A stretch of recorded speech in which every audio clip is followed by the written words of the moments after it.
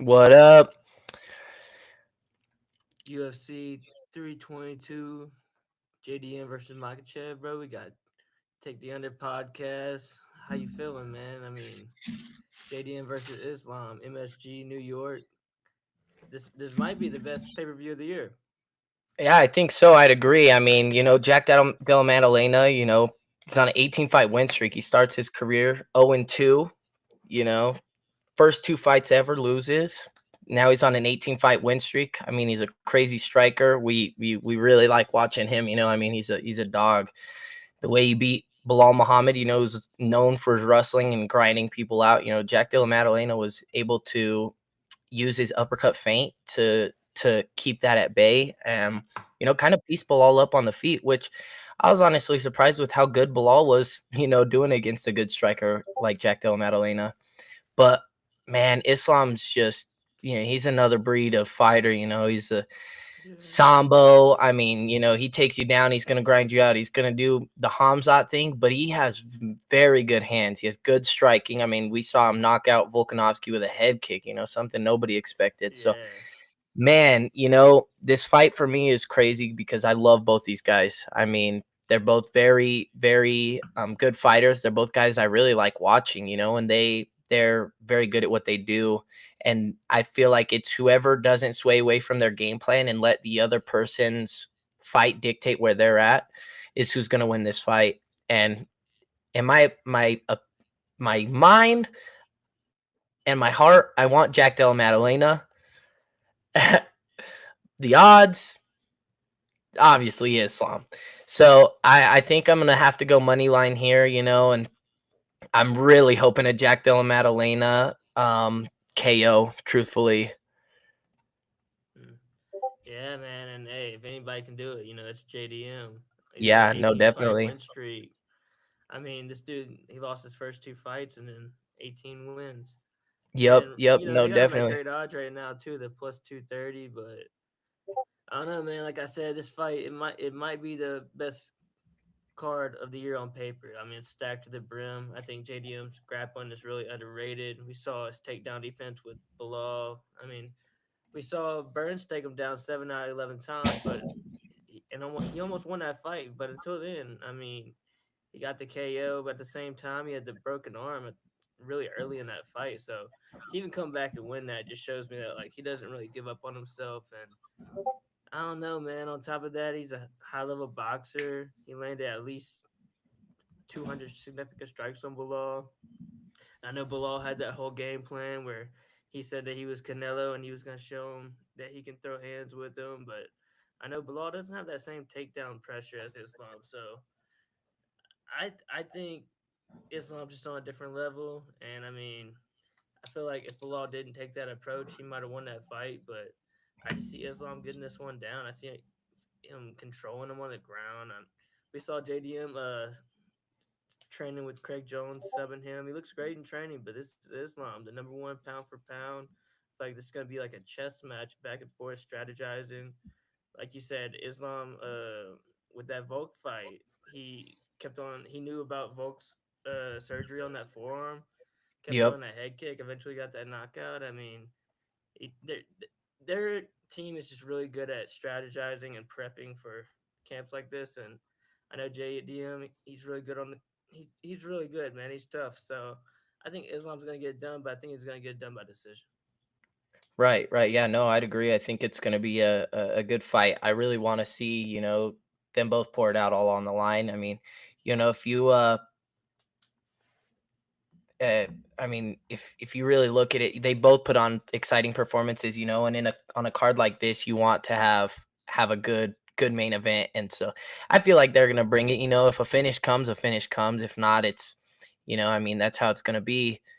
And so, I mean, I'm excited for it all, and I just feel like it's gonna be a good fight overall. So I'm just excited for the whole card, truthfully. Yeah, it's gonna be a great fight. Yeah, man. Co-main event, we got the women's title fight. Valentina Shevchenko, 25-4 versus Zhang Wei Li, 26-3. Zhang, giving up her belt to come up and fight Valentina. How do you feel about this striking matchup? How do you feel it's gonna turn out?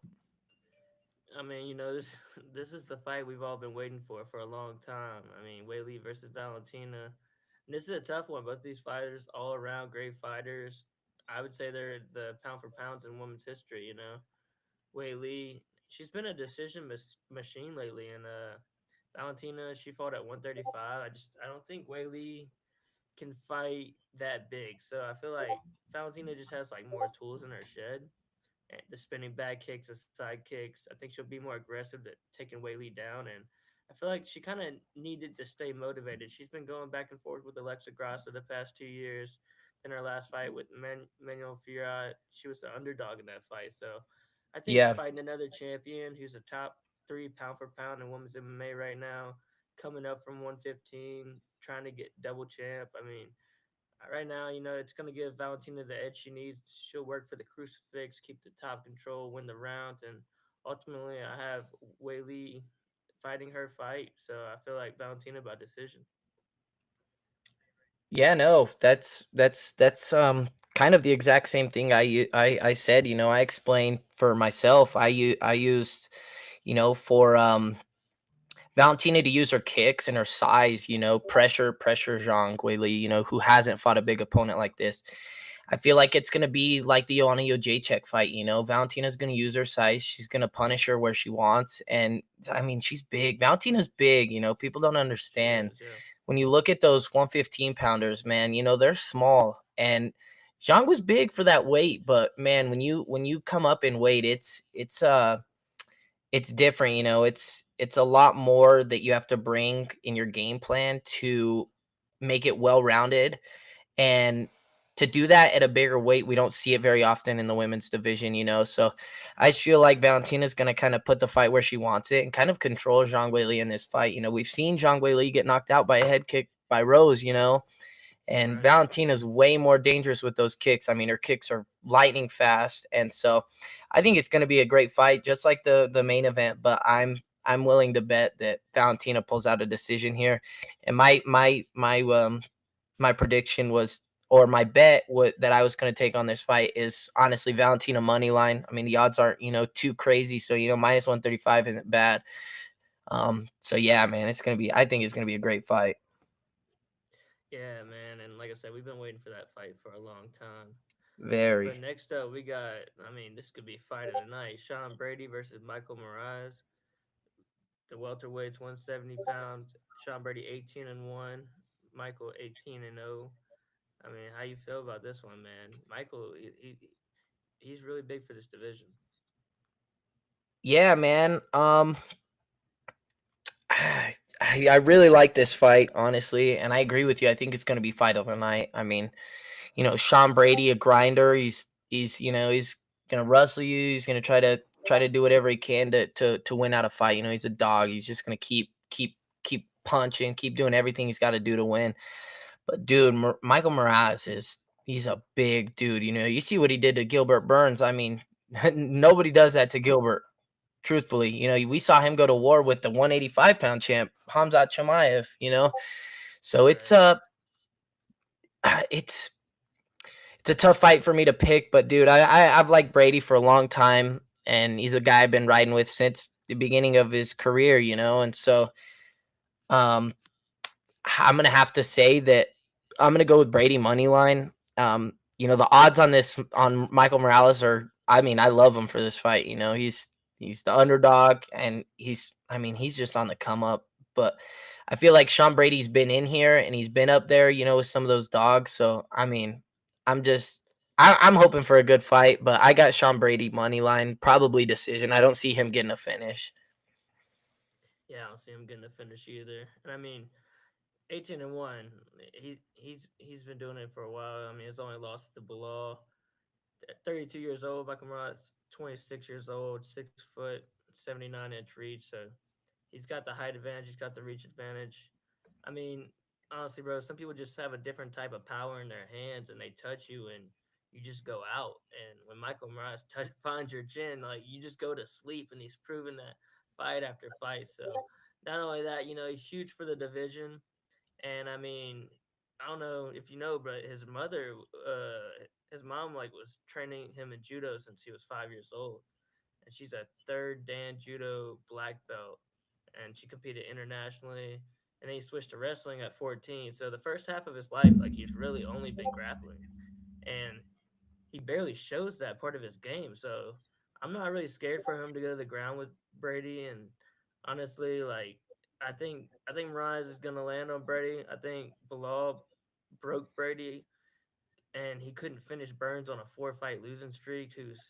I mean, Burns' best win in the past 5 years was Jorge Masvidal. Man, I mean that was his retirement fight. So it's like I said earlier, JDM KO'd Burns with a broken arm.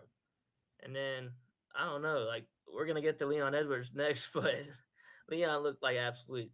He did not look good in that last fight. So honestly, I'm just not convinced that Brady's gonna ragdoll Michael Morales. And I think a lot of people are gonna realize who Morales is after this fight, and I think he's gonna find his chin. Yeah, man. I mean, just a good fight at 170 all around. I mean, and that brings us to the next fight. Another welterweight fight. The former champ fighting a fighting nerd. Carlos Prates. I Hmm. mean, Leon's 22-5, Carlos 22-7. How do you feel about this fight? I feel like this one's either gonna be real exciting or Leon's gonna like grapple real heavy, do his usual throw 2 to 3 strikes a minute. I mean, like he just hasn't impressed me, man. He lost all 3 rounds versus Brady and then shot for a takedown and got subbed. So and then before that, Bilal was dumping him on his head. And then the Colby fight, the Usman trilogy, like he never does damage. He gets a takedown, he gets some control, he counter strikes a little bit.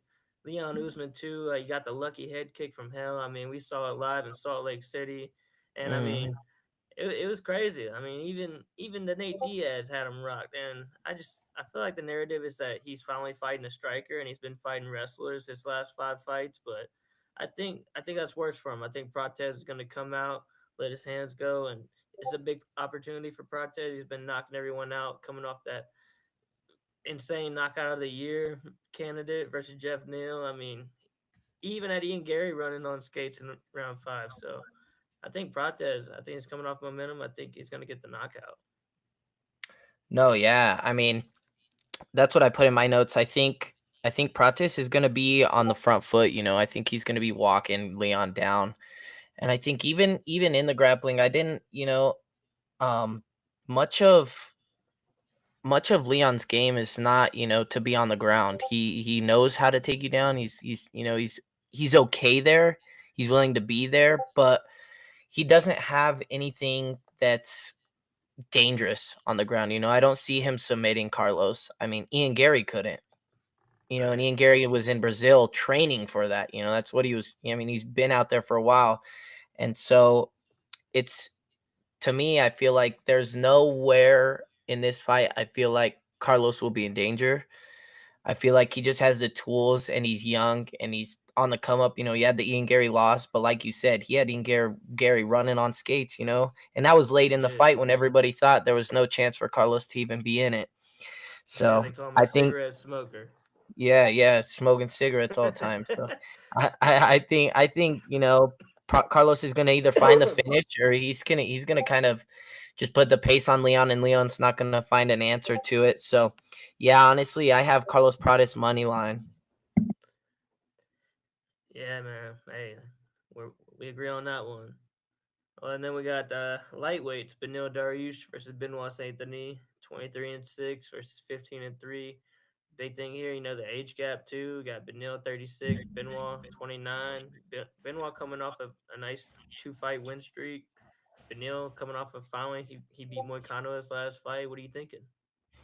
Man, I like Benil, and yeah, he's old, but dude, this guy still comes to fight. He's a weirdo. I feel like his career's been like this. He comes in, he ready to fight, and then he loses.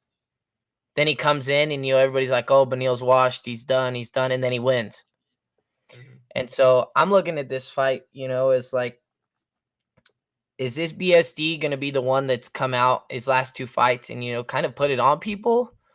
Or is this going to be the Benil that was, we don't know if he had, staff or whatever against Poirier, but is he going to be the one that gasses real quick, in the second and, gets put away? Because we know Benil's dangerous. We've seen him put people out. We've seen him choke people out.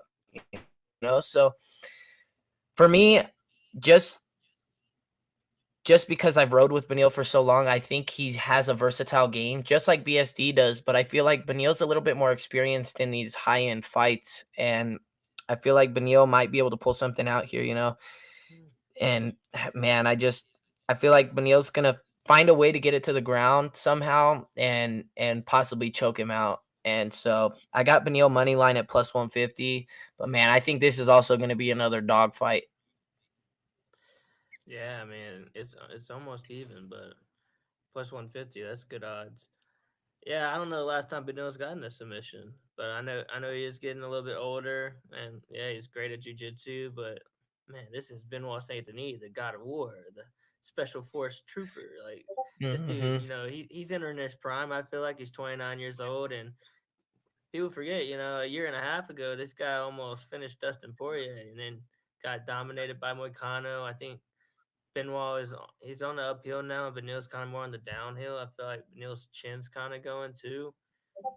Good win versus Moicano his last fight, but I think Benoit, I think he has something to prove, and I think he's gonna get this KO. He's got lots of versatile strikes, and like during that Moicano fight, he said he just wasn't himself, and I believe him. I think he's in the right mindset now, and I think he's gonna go get the KO versus Benil. I think Benil's No, just gets yeah, going. yeah, yeah. No, definitely. I mean, Man, well, that Benil, he does only lose to the best. yeah, no, yeah, you're right for sure. And I feel like the same with BSD. I mean, Moicano's tough. He's not an easy fight, and No, neither is Poirier, and so I feel like they both have their ins and outs. So we'll really tell early on in this fight how it's gonna go. I feel like if BSD gets on the right foot right away, I feel like there won't be any coming back for Benil. So I feel like I feel like if BSD gets on the front foot right away, I don't think there's a chance in him kind of getting slowed by Benil. So I really like this fight. I mean, it's going to be a banger, and I think the whole card's going to be really good. So, man, well, that and brings us then to yep, just saying, and I don't know if you remember, like Benil, he got dropped by Moicano in that fight, and Benil doesn't really drop anybody, so that's a yeah, big thing too. Like we just gotta see where his chin's at. right. Well, no, definitely. I mean, that and just seeing, like I said with BSD, is he gonna come in and gas himself? Is the MSG gonna gas him? Is he gonna have some Right. some stage fright? And we see that in a lot of these guys who are up and coming, and they just kind of crumble. So I I agree with you. I think BSD is the more well-rounded, and he's on the come up. But man, I just got to ride with Benil. I've the last couple of cards, I've That's the actually had guy. a couple old guys that I'm like, oh, they're done, and then they win. So I'm like, man, I think Yeah. Benil's the one that I gotta ride with one time. May not turn out very well for me, but I'm gonna ride or die with that guy. So. But man, the final prelim fight, Bo Nickel versus Rodolfo Vieira. Bo Nickel 7-1, coming off that loss to RDR. Rodolfo Vieira 11-3. I mean, how you feel about this one? A grappler versus a wrestler, you know? Yeah, I don't feel like Bo is gonna be scared to take Rodolfo down, and if he wants to keep it standing, I feel like we've seen him flatline people already, and honestly, he's back on his come up. I feel like Vieira has one KO. Bo's gonna just KO this guy. I don't think Vieira's gonna take him down. I don't think Bo's. I don't think Bo's even gonna shoot for a takedown. I think he's gonna keep it standing and just get the round one KO, Yeah, no, definitely. I agree. I kind of like he did with my Bao.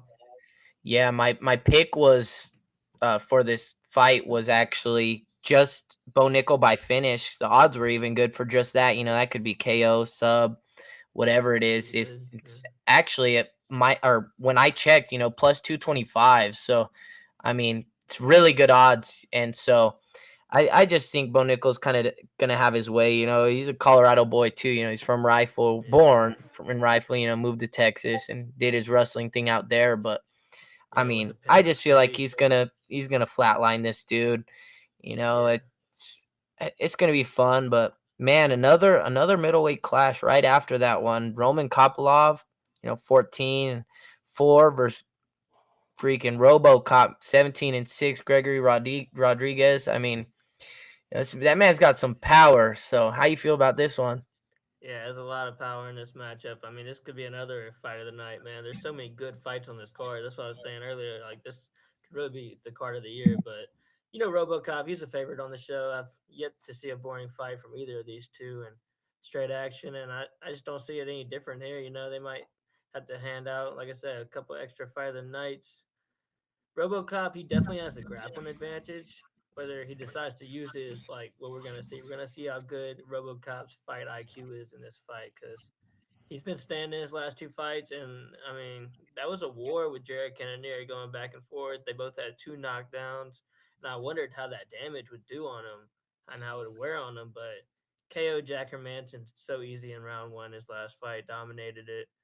Kopylov, he's coming to strike, and I think RoboCop, I think he's going to get the submission, but I can see RoboCop putting him out too. But both these guys are made of steel.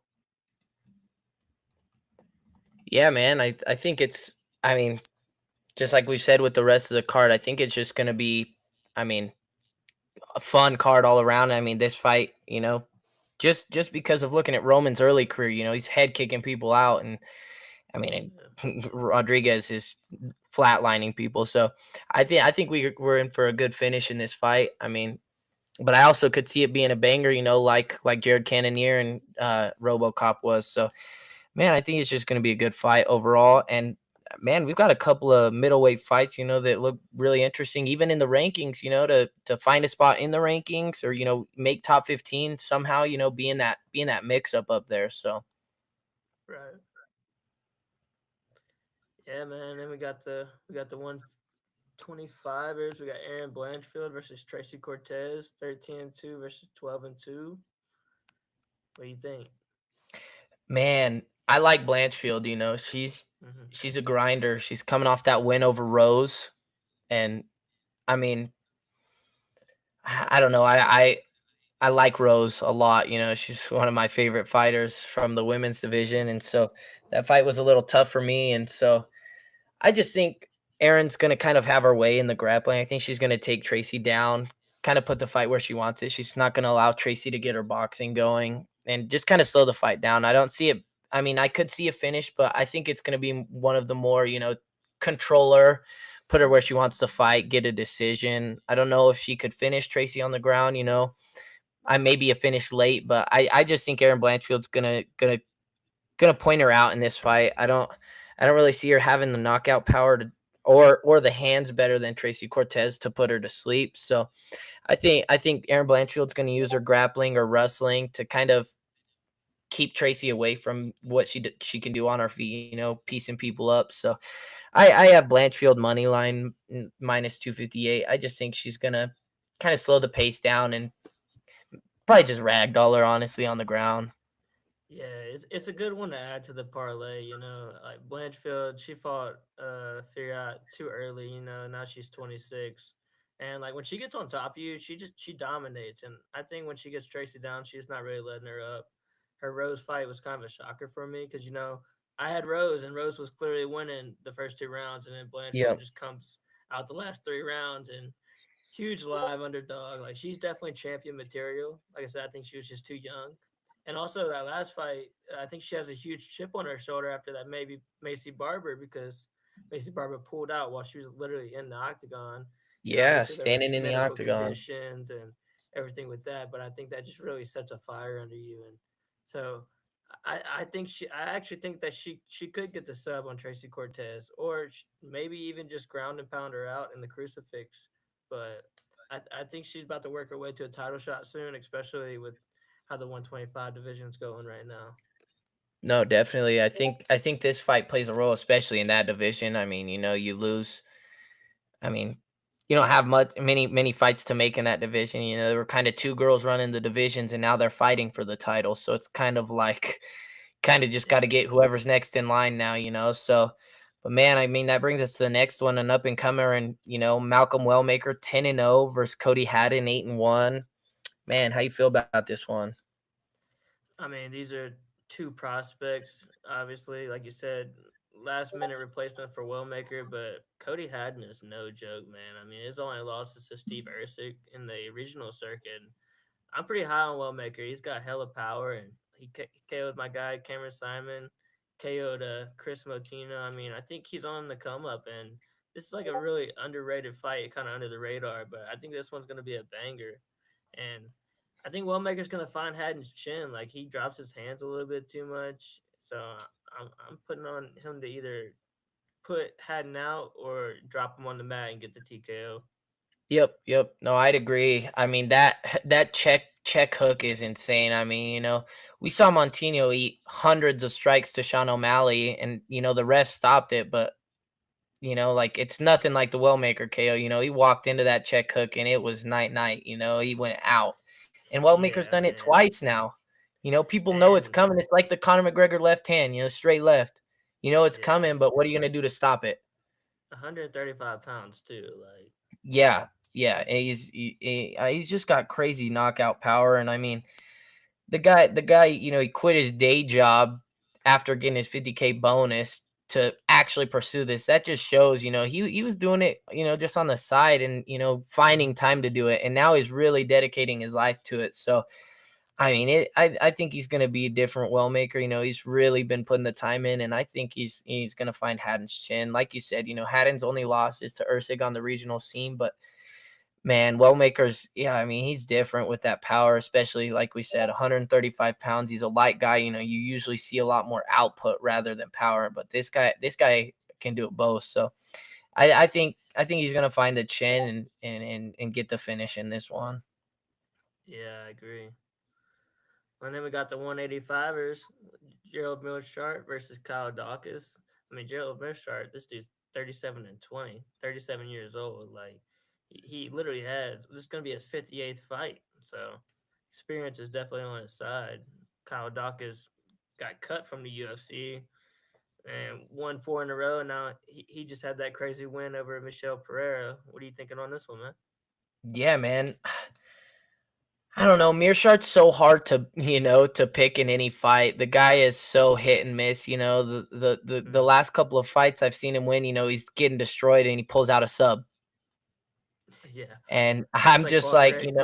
yeah, literally the Paul Craig, it's it's so hard to bet on him. So I just feel like Kyle Dawkins I feel like he's gonna find a finish on the feet. He's pretty long. He's got decent hands. I mean, he's 4-fight win streak to get back into the UFC, then beats Michelle Pereira.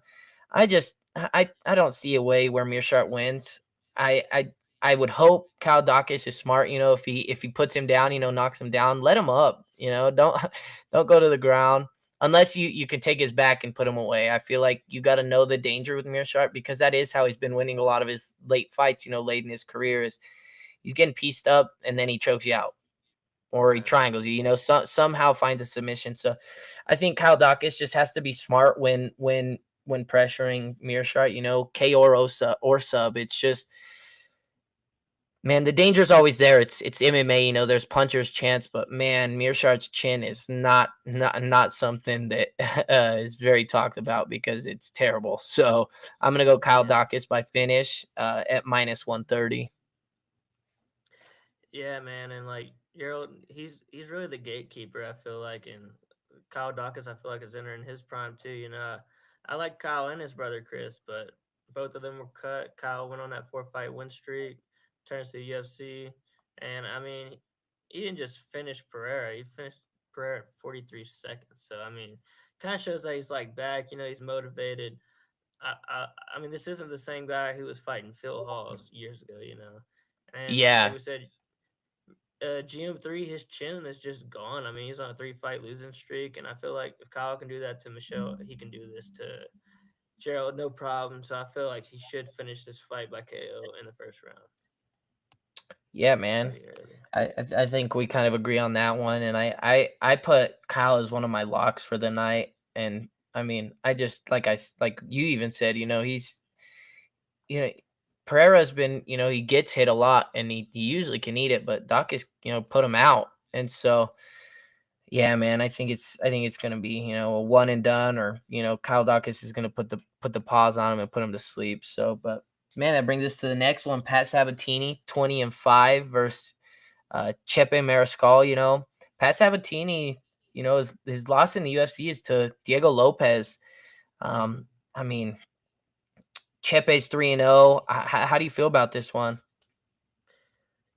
I mean, these guys fought each other way before the UFC in like 2017, but that was almost 10 years ago, man. And like I said, Pat's probably gonna try to grapple with him. Chepe is gonna try to keep it on the feet, in my opinion. Chepe is on an 8 fight win streak, is what I'm seeing. But Yep. I like all the grappling tournaments that Pat Sabane's been doing. You know, he's a really active fighter, whether he's in the octagon or he's just doing these tournaments, staying active grappling, and I think he can weather the storm of Chepe and get a submission win. I know Chepe won it last time, I believe. So I think Pat settles the score. Yeah, no, definitely. That's what I have in my notes was that Chepe beat him the first time, and yeah, you're right. I mean, it was 8 years ago, so that's some time to It's a long grow, and time, we've seen yeah. that with a It's a lot lot of to grow. fighters who've lost and came back and beat the other guy, and so yeah, that's what I kind of put. They're both grinders, but Pat Sabatini's got a no joke ground game, like you said. He's active in the jujitsu outside of his fights, and so he's always kind of in fight shape. He's always doing it, and so I agree with you. I think Pat Sabatini is gonna win this one, and I feel like he's gonna find a sub late. I feel like Chepe, is if he gets rode out that first round, he's gonna come back the second, and he's gonna kind of gas himself. He's gonna try to throw too much power into his punches, and it's kind of gonna gas himself. A lot of those guys who are more muscular and don't know really how to control themselves kind of gas themselves out by throwing too heavy, instead of finding their range, doing that kind of thing. So I feel like Pat's going to kind of work his game plan, take him down, grind him out, tire him out, and then be able to find the sub late or just win by decision. So yeah, I'd agree with you. I got a Pat Sabatini in this one. Well, and like you said, man, he got KO'd by Diego Lopez. You can't really be too mad about that. Yeah, yeah. I mean, you saw Diego Lopez's come up. So I mean, yeah. Angela Hill, another, old veteran, 18-15 though, man. That record is that's something to be in the UFC still, but she's fighting Fatima Klein, a younger fighter, 8-1. I mean, how do you feel about this one? Yeah, man, 18 and 15, and she's 40 years old, by the way, and she's gonna be Yeah. 41 in a couple months. So there's like a 15-year age gap right here. And not only that, Klein, she has the height and reach advantage. I mean, her only loss is to Jasmine Udovicius when she got 30-27 to her debut. And I mean, since then, she's had back-to-back KOs, man. So this is like both of their, I think this is their third fight this year for both of these girls. And I mean, like I said, Hill's almost 41. I see her at the end of her career right now, and her performances aren't really fun to watch ever. And I think Klein coming off of back KOs, I think she adds Hill to her list and gets a third KO at MSG. Possibly it might even be Angela Hill's last fight. Yeah, no, I agree. That's what I put in my notes. Fatima coming off 2 KO victories. Angela Hill coming off boring performances and the last how many fights, and so Yeah. I just think Fatima's younger, hungry. I feel like she's gonna find the chin and she's gonna put her to sleep, and that's gonna be it for that fight. Angela's not known for her, great performances as of late. Younger in her career, she was having some fun fights and doing some cool stuff. But I just think she's at the end of that hill. She's already hit the flat.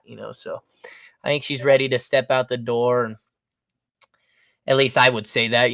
But who knows what she's thinking? So, but man, I Right. just think Well, Fatima if Klein's got too many if UFC weapons and doesn't she's want her, young. Yeah, yeah, kind of help her out. Nudge her and get her gone. So, yeah, man. yeah. Then we got the 185ers based on gear. Sursakev. Say that 3 times. Versus Yeah. Eric Moicanico. 10-0, 23 years old, man. I mean, this dude's minus 800. He's probably rising up to about minus 1,000 now. But Yeah, when I I mean, it's checked for a earlier, it was reason. minus 1,050. Yeah, and Eric, he's been KO'd in all of his losses too. And me personally, I think Bisinger is gonna rush him, get it done real early, probably round one. I mean, it's just like another stepping stone for the new prospect. He fought he fought on the Contender Series one on that Tuesday, and then he Yeah, fought on 4 that days Saturday notice. card. Yep. Yep. Yeah, and When he Hamza trains with won his belt. Hamza. Yep. Yeah, and he trains with Hamza. Like that's his guy. Yep. I think he's going to be a big prospect. I think it's kind of just another stepping on a stair. He's on the way to the top right now, so I think it should be No, easy. yeah, I agree. I think Bisonger's gonna kind of put it on him, and I think he's just gonna put him to sleep. I don't think there's nothing else to this fight. I think I Bisonger's think gonna he's come going to at take him him and out. kind of just put him out. Like you said, Eric's only losses are by KO, and I don't feel like he's got anything to give to Bisonger. We did in that first fight, we did see Bisonger kind of gas himself out in the first round, but I don't think Eric's chin holds up against a guy like Bisonger. And so I'm excited for this fight, and I just think it's not going to last much longer than 2.5 minutes into the first round, if anything. So, Yeah. but man, the If we're first taking fight of the the under, night, this is what we're taking the under. yeah. Um, uh, uh, Vyacheslav Borshev versus Mateos Carollo, something like that. I mean, Borshev 8-6. Uh, Mateos is 9-3. How you feel about this one? Yeah, I mean, we got GM3 37-20. We got Angela Hill 18-15. Now we got Borshev 8-6. There's some pretty bad records on this card, but Yeah, I think Borshev. I mean, I think this fight was actually added pretty. It was like last second, but yeah, the only thing I can really say about Borshev is he's got grit. I mean, like I said, his record 8-6.